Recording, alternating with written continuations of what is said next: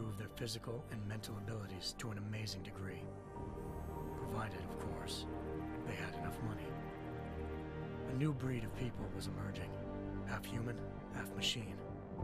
And in Detroit, at least, not everyone was happy to see it. I'd just landed a job as head of security at Sarif Industries, a cutting-edge biotech firm. David Sarif himself handpicked me for the job, said he needed me to keep his people safe. My ex, Megan Reed, was one of them. Brilliant neuroscientist, Megan had found a way to make augmentation safe and affordable for everyone. All she had to do was present her research to Congress. But the night before her big meeting, my security measures failed. A team of Black Op mercenaries stormed into Sarif headquarters, massacring everyone in sight. 3 of the mercs were heavily augmented walking tanks. Their mission? Take out Megan and her team. I tried to stop them, but their leader tossed me through a plate glass wall. Last thing I heard as his bullets slammed into my brain was Megan's dying scream. I should have died with her. Only I didn't. High-end military-grade enhancements saved my life. The best augmentation Sarif's money could buy. It took me half a year to get a feel for her. Should have taken longer. But 6 months into my recovery, Sarif Industries was attacked again. This time, by a radical group of pro-human purists. Violent, militant, and fanatically opposed to human augmentation. They claimed to be members of Humanity Front, a non-profit organization that wanted the UN to limit biotechnology research. The thugs broke into Sarif's factory and found machinists working overtime on a top-secret military augment called the Typhoon. Sarif sent me to retrieve it, and when I did, I found one of the so-called purists next to it, wired with cerebral implants, trying to download its classified specs. Obviously, something more was going on. The AUG killed himself before I could question him. Sarif ordered me to dig deeper, so with the help of Frank Pritchard, Sarif's head of cybersecurity, I did. Turns out a second hacker had been controlling the AUG's actions from somewhere off-site. Pritchard and I tracked his signal to a secret FEMA internment camp in Detroit. The Black Op mercenaries were there. The same mercs who'd left me for dead 6 months before. Figured they'd try again when they saw me. It wasn't so easy for them this time.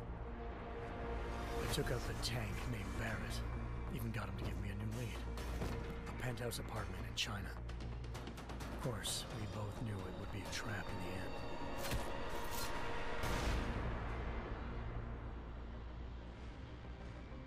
Hengsha Island, China. Home to a city so crowded, they had to build a second city on top of it. Trying to find clues in Hengsha wouldn't be easy. Lucky for me, I wasn't alone. Farida Malik, Sarif Industries' ace pilot, had lived in Hengsha before. A good person to have on your side. She knew enough about the place to get me around. Malik dropped me in the lower city, close to the penthouse Barrett had told me about. Bell Tower Associates, a private security firm under contract to the Chinese government, had agents tossing the suite when I arrived. Just not for the reason I'd been expecting. Turns out the man who lived there was a criminal hacker named Van Bruggen. The same hacker who'd been remotely controlling the AUG in Sarif's factory. Van Bruggen's panicked decision to force the man to commit suicide had been a mistake. Now his mercenary partners were gunning for him, and I needed to find him before they did. Locating Van Bruggen meant playing nice with the Triads, Hengsha's organized crime lords.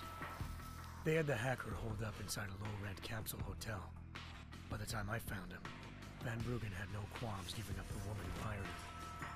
Zhao Yunru, president of the Taiyang Medical Corporation. According to Van Bruggen, Zhao wanted to monopolize the augmentation industry and had hired Black Op mercenaries to destabilize her competition. Sarif Industries was at the top of her list. To prove this, I needed to get inside TYM and grab a surveillance hologram off a server. I suspected Van Bruggen was hiding something when he told me this, but nothing could have prepared me for what I saw. Megan wasn't dead. She and her 4 best researchers had been kidnapped, spirited away somewhere while their kidnappers made it look like they were dead.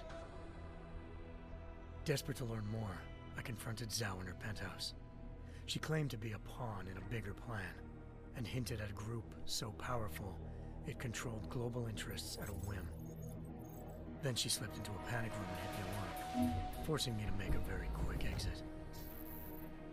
I figured Zhao was lying, but part of her confession made sense.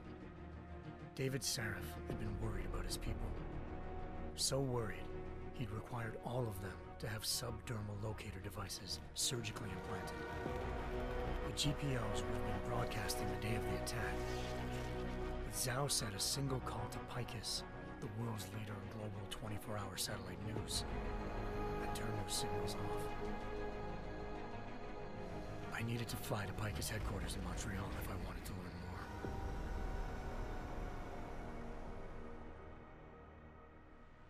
Eliza Cassan, Picus Communications' First Lady of News. Malik thought I was reaching when I told her Eliza was involved in this. The world's most famous news anchor, working with a mercenary hit squad. But when I confronted Cassan in her office, she freely admitted to jamming Detroit's satellites the night Megan's team had been taken. Said she's just been following her commands. I suspected she wanted to say more. But Black Op mercenaries showed up looking to shut us both down. And just like that, the Eliza I'd been talking to disappeared. The Mercs were led by an augmented killer I crossed paths with twice before, Fedorova, a woman who'd made silence her best friend. She waited for me to track Eliza's transmission to a secret server room underneath the Picus complex, then jumped me from behind. A deadly fight ensued. I made sure she never moved silently again. With Fedorova down and no one left to keep Eliza quiet, she reappeared. Turns out Picus's First Lady of News wasn't a lady at all. She was a sophisticated AI program, engineered to monitor data streams and control what people believed. Eliza told me the Mercs had brought in a Humanity Front doctor named Isaiah Sandoval to remove the scientist's implanted tracking devices while Detroit's satellites were down. She also told me to speak to David Sarif if I wanted to learn more. By the time Malik and I got back to Detroit, tensions between normal and augmented citizens had reached a flashpoint. Riots were breaking out in several cities, and the UN was being urged to intervene. Sarif was trying hard to convince Hugh Darrow, the inventor-turned-philanthropist who'd once been a leading proponent of enhancement technologies, to help stop a possible regulatory vote. Sarif had a lot riding on Darrow. Megan's discovery would have given millions of people the chance to evolve beyond their normal human abilities, and at the same time catapulted Sarif Industries to the top of the Fortune 500. According to Sarif, Megan's kidnappers knew this, and didn't want people evolving unless they controlled how it was done. He called his enemies Illuminati, and urged me to keep searching. Determined to do so, I tracked down Sandoval via America's most outspoken augmentation opponent, Bill Taggart, Sandoval's boss and founder of Humanity Front. Sandoval admitted to operating on Megan's team when I confronted him, but said he hadn't removed their GPLs. He'd merely switched them to a different frequency. Pritchard was able to trace one of the signals to China. Malik and I immediately took off in pursuit. Unfortunately, the Illuminati were one step ahead.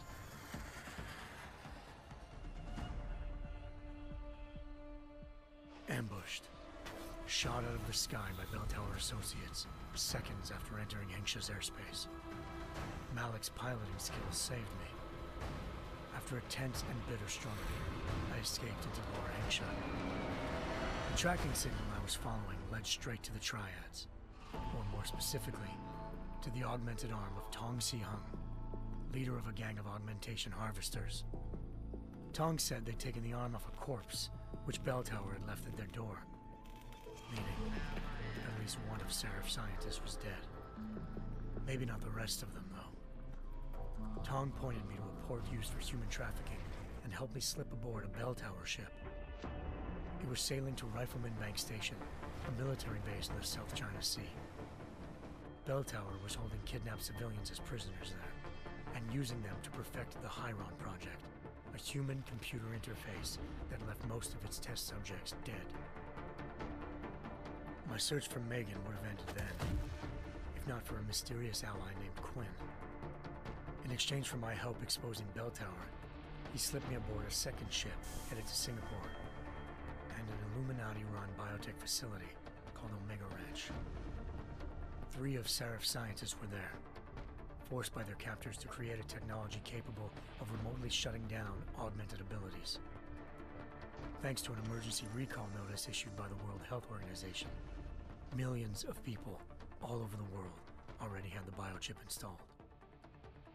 With the help of the scientists, I tracked Megan to a private section of the ranch. There, I ran into Yaron Namir, the walking tank who'd put a bullet in my brain the first time we met. He'd teamed up with Zhao and was hoping to catch me off guard. But their little ambush didn't work.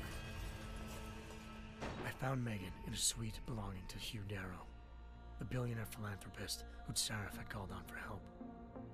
Darrow had convinced her to go along with the biochip plan by promising to sabotage the tech. As she was explaining this, Darrow appeared in a global broadcast, telling the world that augmentations would be the death of mankind. Then he activated the biochips to prove his point. All over the world, augmented people flew into a killing frenzy. Darrow had betrayed everyone, and it was up to me to set things right. To do it, I had to reach Panchaea, a massive installation in the Arctic Ocean. As I raced through corridors built by an all-augmented workforce, I saw death and destruction firsthand. By the time I shut down Darrow's broadcast, I knew the damage he'd done. Still, humanity's future remained unclear. How would the world react to this sabotage? Would people ever regain their faith in augmentations again? What would be the Illuminati's next move? Only time will give us the answers.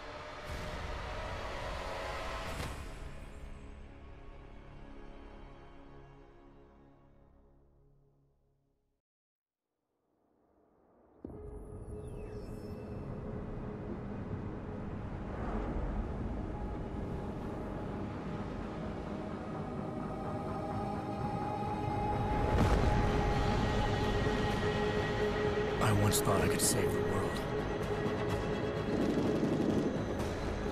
Now look at it.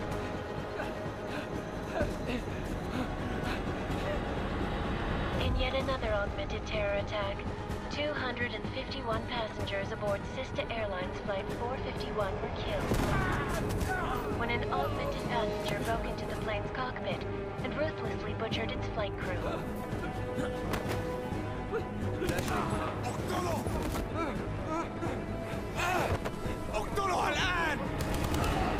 Details recovered from the black box recorder suggest that the man may have been suffering flashbacks to the AUG incident. That horrible day 2 years ago when augmented people all over the world flew into a psychotic killing spree, causing the greatest loss of life in recent history. Sometimes, you just have to let go. And embrace what you've become.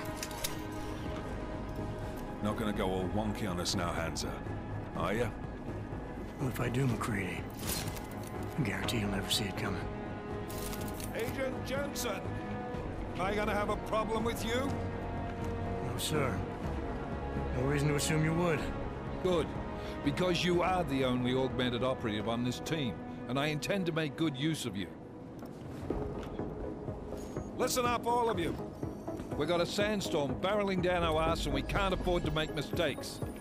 We're going after this man, an arms dealer named Shepard. He's ex-Bell Tower, one of the Special Forces commanders who disappeared during the incident. And he's come out of hiding? That cannot be good. It's not. He's selling weapons and military-grade augments to terrorists. This is Aran Singh, the undercover agent who lured Shepard out of his hole. Best you see Interpol's got. For 3 years he's worked hard to get him tight with the Jinn. an Iraqi smuggling cartel that's infected the eastern